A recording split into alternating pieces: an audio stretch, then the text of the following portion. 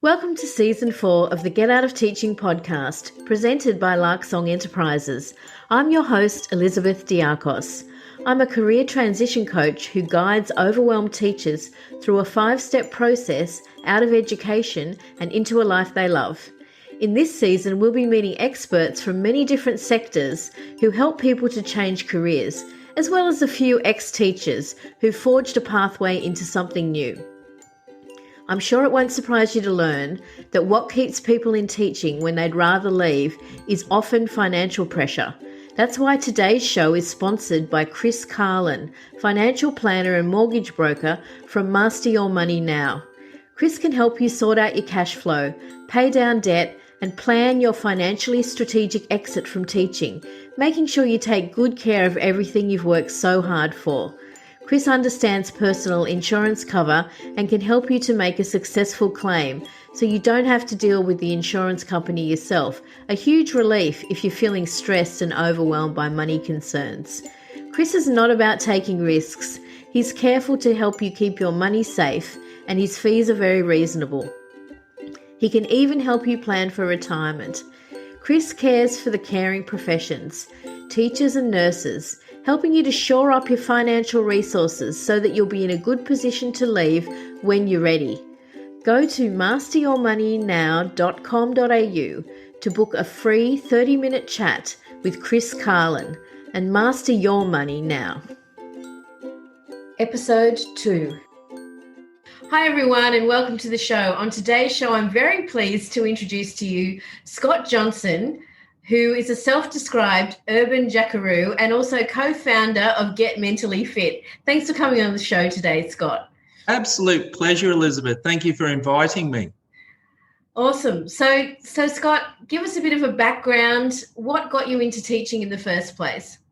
Well, going back now over 15 years, I finished my fine art degree and I was working in a foundry in Brisbane called Urban Art Projects. And for 2.5 years, I used to sculpt for a living and sculpt huge aluminium and bronze sculptures. And it was really dirty and it was really bad for my health. And I was driving up and down to Brisbane from the Gold Coast every day and it wasn't going to end well. So the Queensland Education Department, in their wisdom, brought the graduate diploma back from 2 years to 1 year, which was, I think, affectionately known as the 1 year wonder course. So I thought, why not? I'll do that because a friend of mine was a teacher at the time. And she encouraged me to do it also. So there was sort of a few factors that led me into teaching. So the foundry job sounds amazing, but obviously wasn't sustainable in the long term. Not for my health. One experience I had, I think the first time I got to sculpt a huge bit of polystyrene, the boys in the workshop were very kind enough to hand me a chainsaw and said, go for it. Can you carve this shell out the shell actually lives now at Mooloolaba in a hotel there, but they got me to carve a shell out of polystyrene with a chainsaw. And then when I'd finished, proudly, they then turned around and said, why didn't you use the heat wire, you idiot? So it was an amazing job and I absolutely loved doing the foundry work, but it just was not sustainable for my health. No. And it sounds like you had some less than helpful colleagues as well. That must have made a huge mess. There was polystyrene from one end of the factory to the other.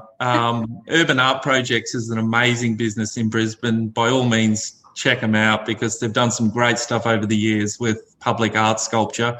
But the guys I work with, highly talented bunch of guys who were incredible creatives. So yeah, I was in heaven there. So when you got into teaching, where did you start? So I kicked off around about 2006. Within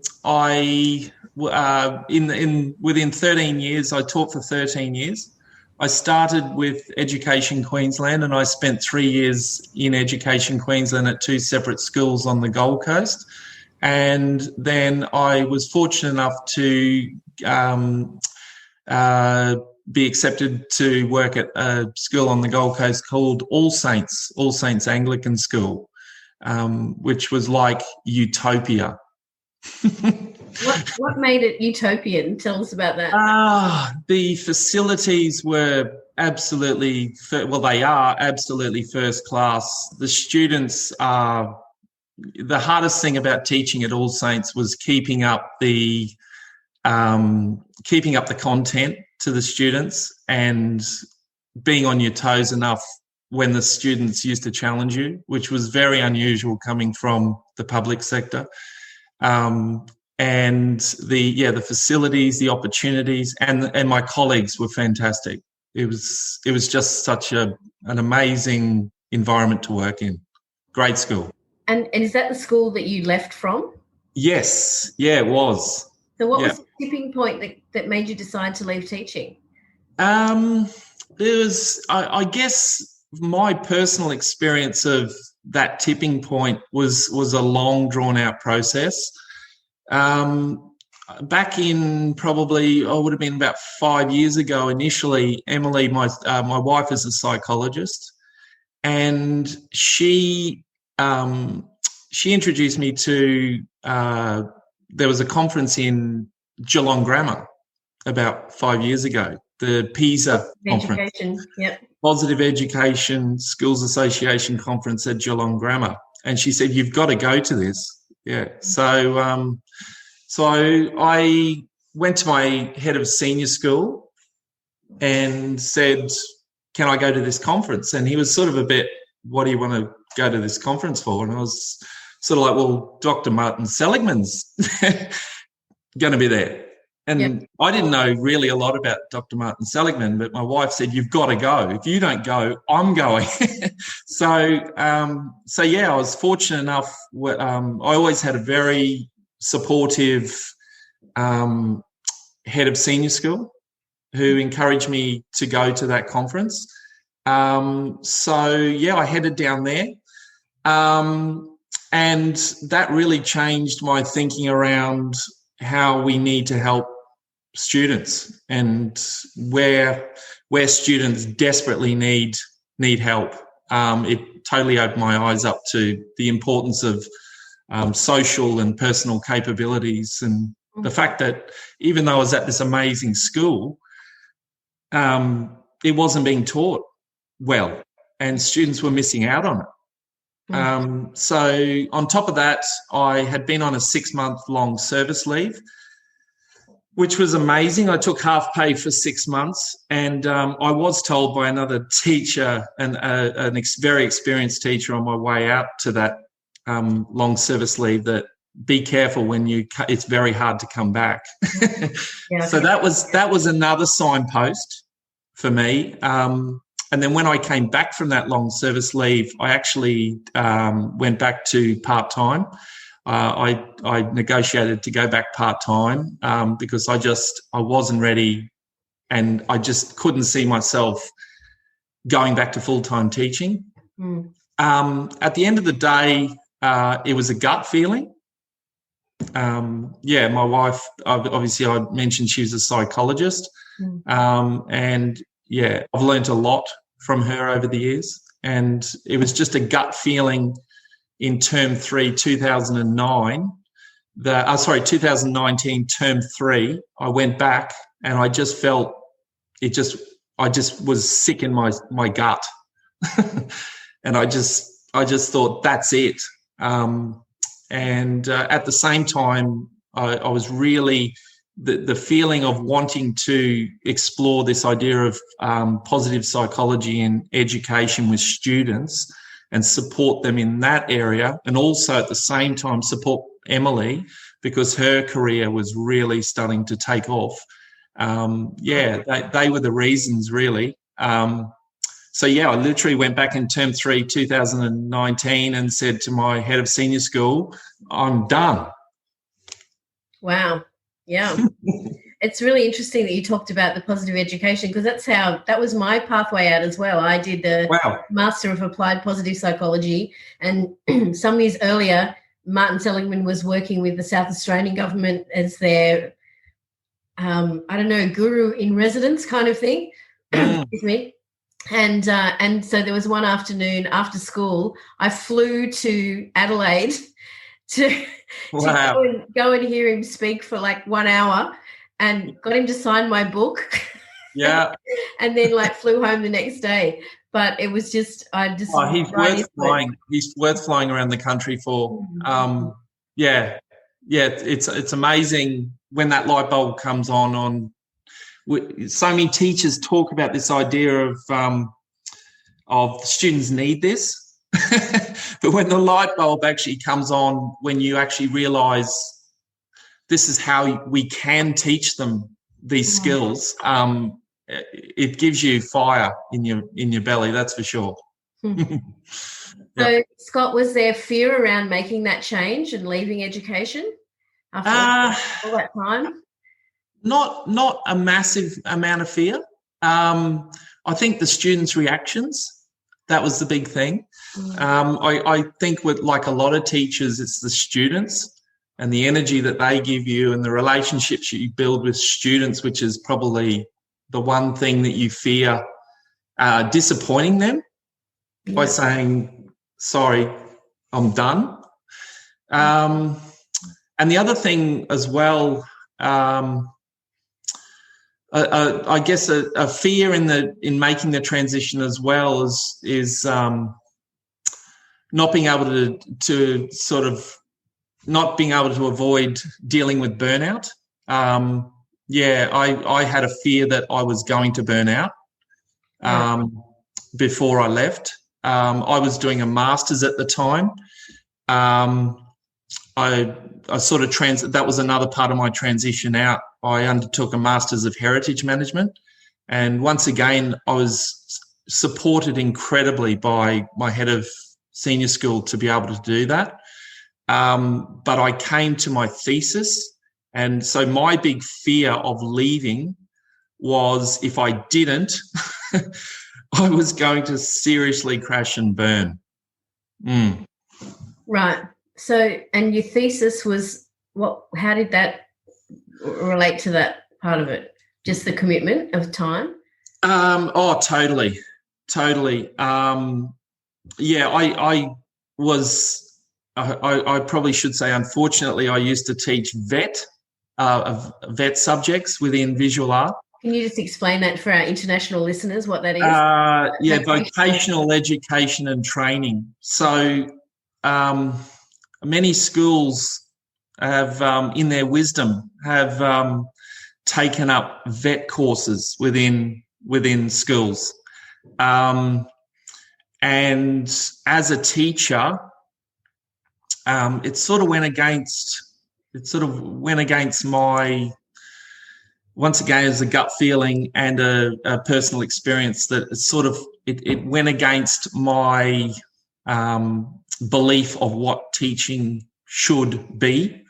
And it definitely went against my understanding of the best way to teach visual art, which was my subject. It was all compliance-based and it was all competency-based. Yeah. And it just was a total ineffective form of teaching, in my view, and students just, I lost engagement with students because of the structure of the program. I don't know where I was going with that, but yeah, that was one thing that I just, it ground me down, teaching vet in visual art for about 3 years. Right. Yeah. And what was the master's in? How does that? What is that? So I initially, I just purely wanted to do a master's to stop me going nuts. Right. Just teaching was driving me to the point of I was, because one of my strengths is love of learning. As you know, with Martin Seligman, there's also the VIA strengths survey. I've done that quite a few times over the years, and one of my top 3 is consistently love of learning.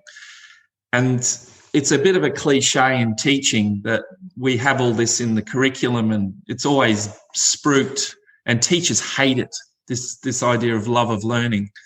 But it's actually a really positive thing that I think teachers, however they phrase it and however they approach it, they need to actually give it a lot of respect, because one of my strengths is love of learning. Anyway, so I thought, well, I'm unhappy, my energy levels are low, and once again, Emily guided me through this process as well, and I thought I've just got to go and learn something other than the stuff that they're forcing down our throat at school. So I had a look at the University of Queensland just to sort of see. I really wanted to do a Masters of Art History, but they didn't offer it. And then they offered the Masters of Museum Studies. So I started with the Masters of Museum Studies and the Master of, Museum Studies. Sorry, I jumped around a bit. The Masters of Museum Studies, and I did about 4 subjects in that area. And I just looked at the museums. We started to go into museums, and I just thought, these people aren't they're not my crew. Yeah. It was really political, and it was just like, they're not my crew. Not your tribe. They're not my tribe.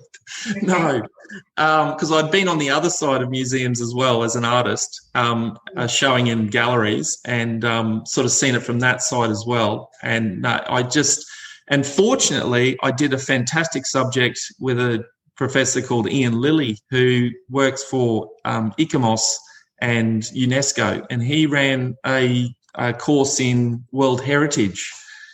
And that was my tribe. He was my tribe. The way he, viewed the world and what he was doing positively around the world was like, whoa, can I carry your bags? I literally asked him, do you need someone to carry your bags? Anyway, long story short, so I swapped across into the Masters of Museum Studies, and I completed that in 2019. But that kept me sane during the final 2.5 years of my teaching, because I was allowed out by the school, which was very, very kind of them. I was allowed out 2 afternoons a week to catch the train up to Brisbane to attend lectures. Wow, that is very generous. The All Saints where I worked was incredible. Yeah. So I guess if anyone's going to leave teaching, leave from there. Yeah. I'm not sure if that's a selling point, but anyway. Yeah, no, but if anyone's going to leave teaching, it can be done even when you are even when you work in an amazing school, because when it comes back to it at the end of the day, it's your happiness that is number one. Yeah, that's a nice little soundbite. I guess that's my point. Yeah. All right. So transferable skills. Oh, actually, what are you doing now? And then how did you take what you already had as a teacher into what you're doing now? So basically, at the start of 2020, I became a co-founder of Get Mentally Fit with my psychologist wife, Emily. Our focus was on offering programs that basically flipped mental health on its head and looked at mental health. This was Emily's idea for quite some time, to look at mental health as a daily practice, just like physical health, that people need to develop their skills in so that they can live in a state of ease which over the years, once again, I don't know whether it's getting older, but I've experienced that transition myself where I suffered from anxiety and all the pressures and all the stressors and all the distractions that everyone suffers from. And I've sort of come through that transition and experienced that transition into a state of ease, which is a profound change and I think it's absolutely crucial that you go on a journey like that, no matter how you do it, you go on that self-discovery journey of finding that state of psychological ease before you can make crucial decisions like leaving teaching or whatever your crucial decision is. You need to have clarity. Can you just explore that idea of the psychological ease a little bit more? Because I talk to a lot of teachers who don't know what's next and who are afraid of what the possibilities are even. Yeah. And you're saying in order to be able to even be in a place where you can think about that, you need this state of ease. How do you attain that? That sounds kind of magical. It's bloody hard work. Like everything, I probably had a fixed mindset growing up. That has definitely, I've fought that, and I'm slowly developing and increasingly developing a growth mindset. Mm-hmm. And it's so important to have that. But it's an individual thing. For me, it's probably been a 6-year, 7-year journey. It helps when you have a great psychologist guiding you along the path on tap. Yeah, that helps. But it started off. Emily introduced me to a Buddhist psychologist who I do half-day retreats with.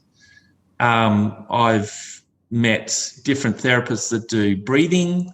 I do yoga once a week religiously. I have to kick my own bum out the door to go and do it sometimes, but Emily says if you miss something twice, it's really hard to continue with a habit. So I make sure if I miss it once, I don't miss it twice. Whatever you need to do, whatever your listeners and people you talk to need to do to be able to access a space where they can be mindful enough to have insights.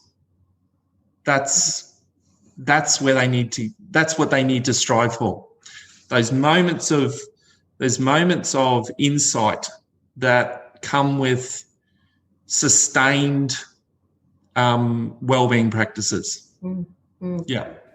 Yeah, I think when I have a couple of walks that I take now, thank you, lockdown, for forcing me to go to the creek and just be near that water and, that physical environment. And then there's parts of that pathway along the creek where I do very occasionally encounter another human, but mostly not. Yeah. And it's just bliss. And you get that thinking time and that headspace and in your own head, and you can nut out issues. And then because you're doing the physical stuff as well, you're kind of, I don't know, I feel like anytime I'm having a bad day, I'll just go for a walk to the creek, By the time I come back, I'm all right again, It makes a massive difference. So, I love that idea of creating that space for yourself. Oh, it is so important. And it's a learned skill. It's not something and that's what drives us a little bit nuts about, all this stuff on social media and all this information on mental health as well. It's just these little snippets, and there's so much noise around mental health. And I think, if anything, it just causes more anxiety. What people have to realise is it's a sustained daily activity. It's something every day. We have a Labrador. She's out there somewhere causing chaos. But so we're very lucky. There's a forest right here with tracks through it. So that's the place I tend to go. So I'll take her for a walk up through the forest. And I think I've practiced it so many times now. And I've had the benefit of doing walking meditations with the chap I was telling you about, the Buddhist psychologist. Mm-hmm. I've had the benefit of doing walking meditation. So now I've sort of accessed this trigger when I enter that forest now. It's almost like I'm not actually conscious of it, but I've got to the point where subconsciously I'm actually walking. I'm doing a walking meditation. And daily now, in fact, by daily, I have insights. It's almost like I don't force the insights anymore. It just naturally happens. And that comes with practice and clarity. But it has taken years to get to that point. Mm-hmm. Yeah. So apart from your study that you did, what else did you need to bring or learn in order to be able to do what you're doing now? Starting a business has been a sharp learning curve. I guess you bring so many things from teaching. There's so many skills that you bring as far as communication skills. I taught new media. So I'm constantly, I'm doing a lot of the graphic design stuff for the business. Unfortunately, we're not in a point of the business where we can employ people to do that stuff for us. Wow. So I'm still practicing all the skills that I learnt in my teaching content. So I put that, later after this interview, I'll be writing an article for our A to Z to Getting Mentally Fit. I do an article every fortnight. So I'm accessing my writing skills. I'm obviously accessing my teaching skills through the programs that we're designing. So I'm pretty much, Emily feeds me content and I've pretty much done a psychology degree in the last 18 months with the amount of content that she has fed me. And then I basically take that content and design all our training materials and handouts and all that sort of stuff. Wow. It's sort of easy to look. It's easy to look forward. Sorry, I'm getting off on one here, but it's easy to look forward at what you need to do and what you have to do in business. And this is how the state that I'm constantly in is looking forward. I'm sure you are. I've got to do this, and I've got that podcast we want to set a podcast up, and we want to do this, and we want to do that. But you also need to just shut up for a second and actually look back, and in conversations like this, or when you're talking to people, or even when you once again go for a walk on your own, and just give yourself a break and go, wow, I've done all this. So that's really important, to reflect on what you have actually achieved. And when I'm doing that daily now. So I'm actually reflecting daily, because otherwise it's so easy to get stressed and this feeling of overwhelm, thinking about what you haven't done yet. But for me, it's so important, and I've actually made that a daily practice now, where I'm reflecting, on what I have actually done. One example of that would be, we were told Emily's not great in the limelight. She's not a big fan of limelight, which a lot of people aren't. Anyway, I was told this fantastic thing by a chap recently, really helpful guy who's in sales and advertising. He works for Rebel FM on the Gold Coast. And he said, the problem with your business at the moment is you're parking your Ferrari in the unlit back lane. You need to bring your Ferrari out and you need to park it in front of the cafe on the yellow line. So I said this to Emily. Anyway, this is a reflection. Sorry, this is one of my reflections. And then yesterday, Emily featured in a podcast, a fantastic podcast, in Canada. So it'll go all through North America. So it's so easy to look and go, oh, we've got so much to do. But then you look back 3 weeks and you go, we've gone from being told that our business is struggling because we haven't really had any exposure to all of a sudden doing 4 podcasts. And Emily did a fantastic article in the Burnout Club, which was featured yesterday. It came out yesterday. So it's good to reflect on what you have actually achieved. Yeah. One of the things I ask my clients to do is to write a couple of paragraphs before we start working together about their current situation and about what they would like their life to look like. And it's really, it's so important because you integrate that knowledge and that new way of being, and you forget what you've achieved. What you've and actually done. I'm kicking myself that I didn't do it. If I'd had a coach to help me get out of teaching, they would have said that to me. Write it down. Because you do forget. You forget what you've achieved. It becomes part of who you are now, and you don't see the progress that you've made. And then you're not in a position to be able to track. You need to measure those successes. I think it's really so important. You made it such a good point there. It's the appreciative inquiry. I don't know if you've come across the appreciative inquiry model, but that is the first thing, is discover, and it's a great model. I'm sure, you use it with your clients. Emily bases a lot of her programs on the appreciative inquiry model of transition. And the first step being discovery is so important to get a reading on where you are now, because at the end of the day, my firm belief and what really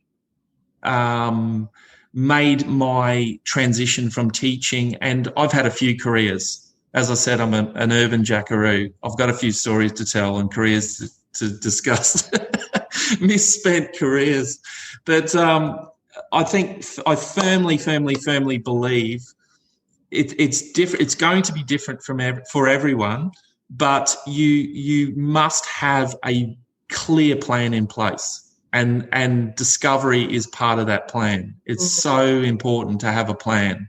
You can't just wake up one day and go, I've had a gutful of teaching. I've had a gutful. That's it. I'm done. Because that's not going to work.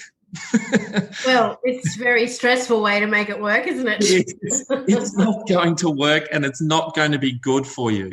You need to be more measured, and you need to put a plan in place to say, I'm not happy. It's okay. I'm not happy. But where am I going to go? Where do I want to go? And what's my plan going to be to get there? And as we discussed earlier, my master's was part of my plan. That was part of my plan. I haven't worked a day in that industry. But I look back and think it was part of my plan to stay sane and use my love of learning and feel like I'm contributing to my growth back when I felt really flat. I happened upon a little set of cards made by the School of Life that were in my local, share library, in the street. And they were unopened. They're called career choice, I think it's called, this little set. And that was one of the cards. It's just got these little pearls of wisdom on it, different one on each card. And it said that one of the things that we don't leave a job because of bad working conditions or bad pay. We leave it when we stop learning. I'm like, whoa. And you just named that. Totally. And there's so many of my colleagues. And that was another thing you're probably still very familiar with the old morning tea on a Friday, and everyone used to turn up to the morning tea on a Friday, and there were the guys that, it was like seagulls at the morning tea. We always used to take food in, and it was this big table, a beautiful spread of food, and was all these seagulls that attacked the food at morning tea. But that's a side issue. I used to look at teachers in these situations, and I used to know that they weren't happy. They were actually just caught in teaching. And I remember, and for years, I think it was actually years. In fact, when I got clarity around the fact that I knew I was going to move on to something else, that was years before I left. I used to really struggle and feel really bad by looking around the room and thinking, these people are stuck. And are they happy being stuck? A lot of people, there were teachers that loved teaching and they were amazing teachers, but that you could always identify the one or two, usually the ones that were actually complaining about they hated what they were doing. But I think they were just hanging out for their retirement. They were just like, nah, this is my lot.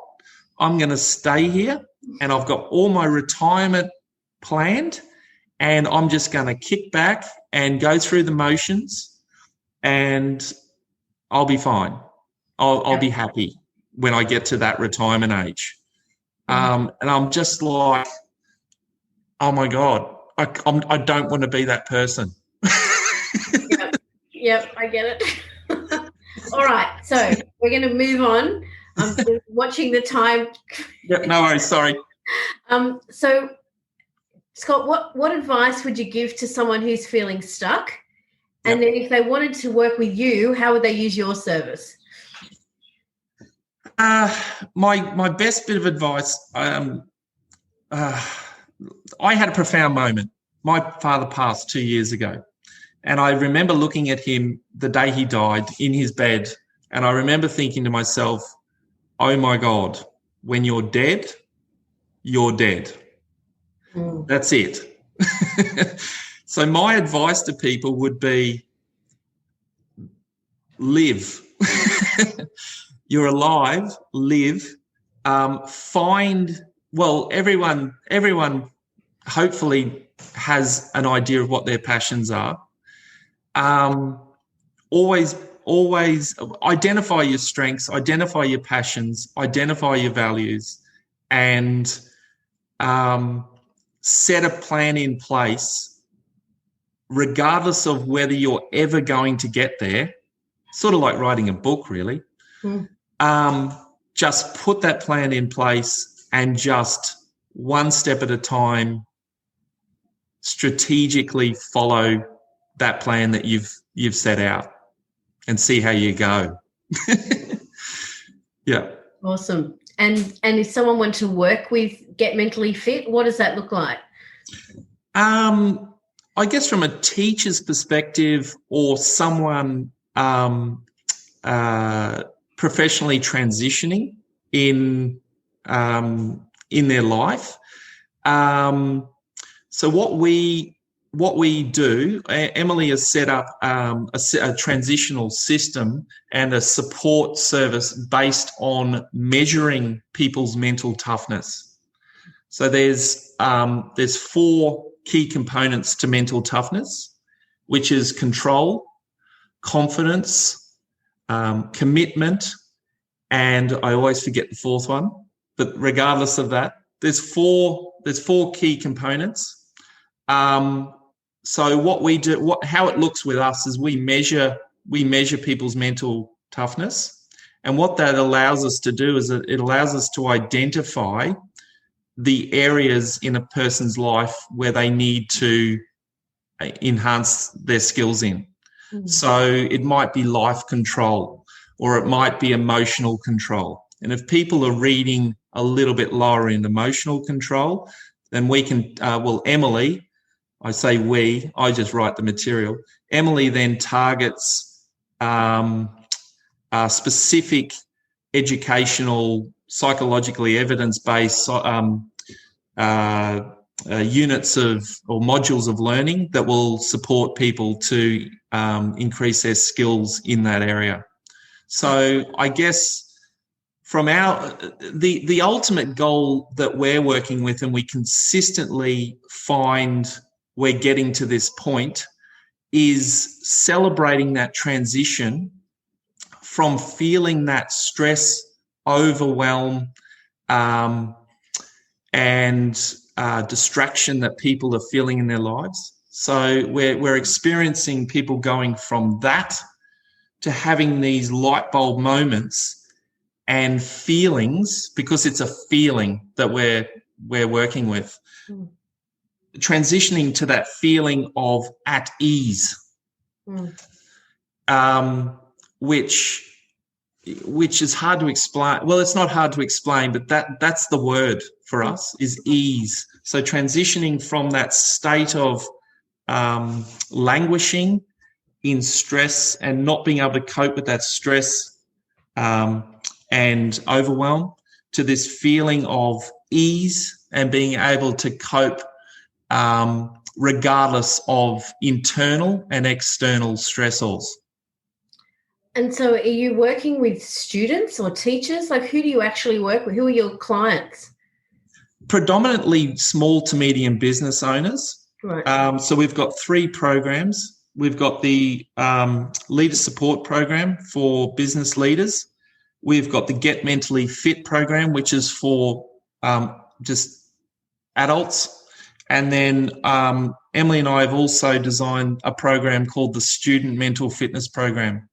That program is actually designed around, it's an 8-week program, and it's designed around the Melbourne Declaration and the Australian curriculum, looking at the factors of social and personal capabilities.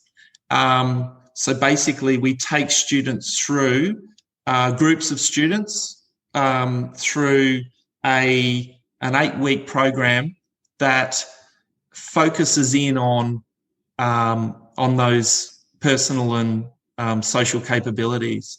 My experience with PESA, I've been to 3 conferences now. Wow. My feeling with what I saw at PESA, even though whole schools are doing amazing stuff with students and wellbeing programs, some schools like Geelong Grammar and other schools are doing some amazing stuff, I just still question the richness of a program in a whole school. I think what we're doing is basically amping up, massively amping up our programs for a much smaller group of 15 to 20 students per term. Right. And I just feel personally that we can have more impact on a smaller amount of students doing it that way, and their parents. Yeah.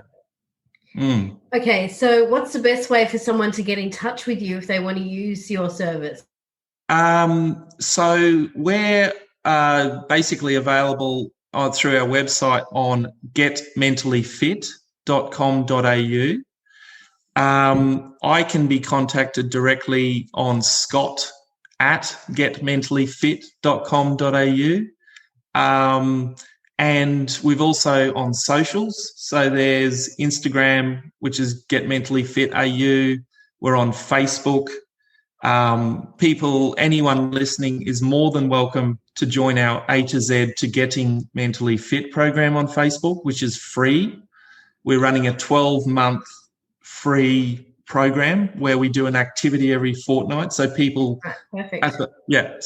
They do an activity starting with K, for instance, and we also write an article to support people every fortnight on a different psychological, evidence-based subject or discussion. Or LinkedIn. I'm on LinkedIn as well, but there's a lot of Scott Johnsons. So there are. So what I might do is put all of that information. I'll get you to send me all that and we'll put it in the show notes for this episode. And that way, if people want to search you out, they can find you in the show notes.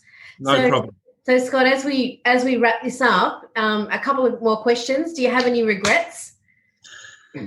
I don't have any regrets. Absolutely not one. It probably took me 2 years. Actually, no, what did it take me? It hasn't been 2 years. It took me close to 18 months to stop thinking about school. Yeah. I still think about school, but that rhythm of going back after a holiday, and the rhythm, right, in 2 days' time, it's holiday time. That rhythm, it takes about 18 months. It took me 18 months to actually stop being affected by that rhythm of teaching. Yeah. I don't have, as far as, and a lot of people have asked me, did you make the right decision? Absolutely. I have no regrets. I think the reason I don't have any regrets is very much down to what we were talking about earlier, is a strategic plan around why you're leaving and how you're going to leave, and understanding that this is going to be a really positive thing in your life. There was one thing I was disappointed with as part of my master's. I looked at virtual reality in heritage education, and I almost got to. We almost got it over the line where we were going to run a virtual reality Indigenous cultural heritage project in my school, and that's one thing I was really disappointed I couldn't get off the ground before leaving. So I guess it was more of a little disappointment rather than certainly no regrets. Yeah. I have an art project that's probably still in a storeroom, half finished, that I wanted to finish, but just it wasn't going to happen. No. Okay, so Scott, what's the legacy that you want to leave in the world? I think the legacy that I want to leave is contributing positively to the community, whether that be your immediate community, your regional community, national community, international community. It's really, really high up on my to-do list. I think if you can find what you're passionate about, obviously the fact that people are in teaching means they care for people. So that's my big one, is contributing positively to the community, and more at home, contributing positively to our daughter, Alora, because we want her to experience the freedom of pursuing her, or using her strengths to pursue what she loves, and also being ingrained with this idea of contributing positively to the community. Because if we all did that, I think we'd be in a good place as a nation and as a world. Yeah. Getting a bit deep now, aren't we? No, we want to go. We want to go deep. And just to finish up, what's your favourite song, or a song that has meaning for you? Oh, God. Didn't I have that on my list of questions? Yeah, you did. You did, but that was a really hard one. It depends on the context. Yeah. So everyone experiences driving along, and you'll hear a song come on the radio, and that's your favourite song for that 2 minutes. But if I have to choose one, it's The Three-Legged Dog by the Cruel Sea. It's called The Three-Legged Dog, a Melbourne band. Tex Perkins was their lead singer. And why that song? Because we used to, I lived in Noosa when I left school. I lived up in Noosa for 5 years. That was my misspent youth.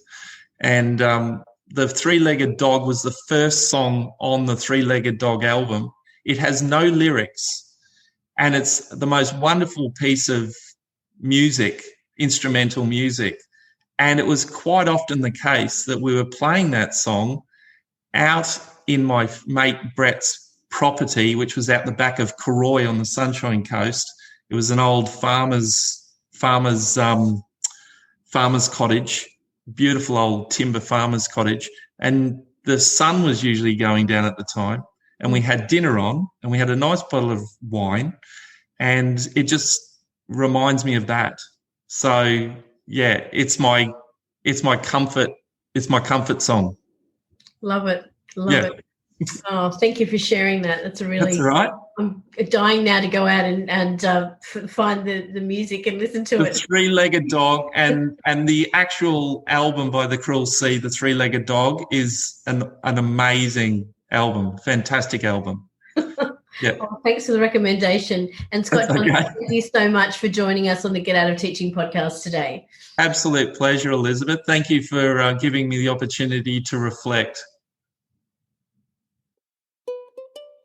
If this is the kind of conversation you'd like to have, here are some ways we can make that happen.